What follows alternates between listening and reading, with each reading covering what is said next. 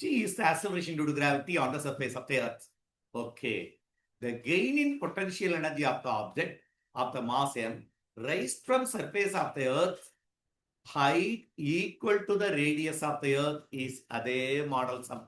Gain in potential energy. அப்போ இது earth இருக்கு.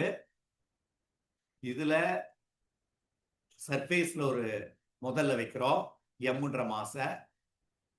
அதுக்கு பிறகு இந்த மாச ஆறுன்ற டிஸ்டன்ஸ் தூக்கிட்டு போய் மேல கொண்டு போய் அதே பாயிண்ட் இங்க பீன்ற பாயிண்ட் கொண்டு போயிட்டாரு. இதே மாசம் தான். இப்போ what is the gain in potential energy? அப்போ இனிஷியல் பொட்டன்ஷியல் எனர்ஜி நமக்கு தெரிஞ்சதுதான் மைனஸ் GMM by R.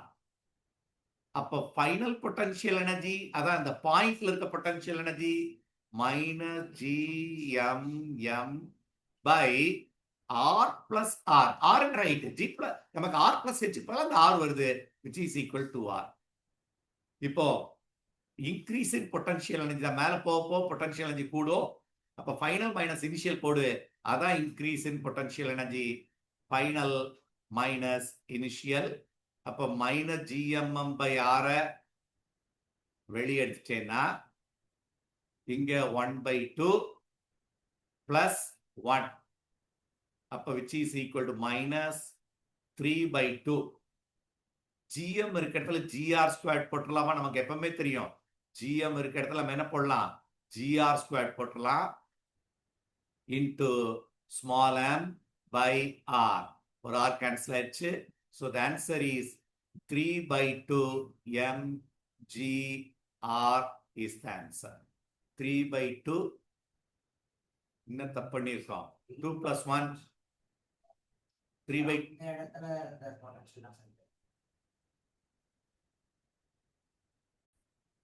சின்ன கரெக்ஷன் இதுல இது நம்ம பண்ண ஒரு சின்ன மிஸ்டேக். கண்டினியூ பண்றேன். அதேதான் GMM by R காமனா வெளியெடுத்துட்டா இதுல மைனஸ் 1/2 வரும். இதுல பிளஸ் மைனஸா மைனஸ் பிளஸ் 1 ஆயிரும். Okay 1 minus half is half. அப்போ GMM by 2R மாறிச்சு.